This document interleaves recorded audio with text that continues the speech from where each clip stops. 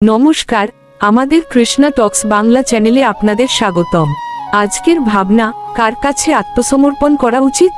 ভগবান শ্রীকৃষ্ণ গীতায় বলেন, তম এব শরণ গচ্ছ সর্বভাবেন ভারত, অর্থাৎ হে ভারত, সর্বতোভাবে কেবল তারই শরণাপন্ন হও। শ্রীমদ্ভগবদ্গীতা ৮ অধ্যায় ৬২ শ্লোক অনুসারে আমরা হয়তো অনেক মানুষের কাছে বা দেবতার কাছে আশ্রয় খুঁজি, কিন্তু গীতার চূড়ান্ত নির্দেশ হল সমস্ত দেবদেবী, গুরু ও জাগতিক চিন্তা ত্যাগ করে কেবল পরম পুরুষোত্তমের চরণে আত্মসমর্পণ করা উচিত। তিনিই একমাত্র আশ্রয়দাতা, যিনি আমাদের সমস্ত বিপদ থেকে রক্ষা করতে পারেন।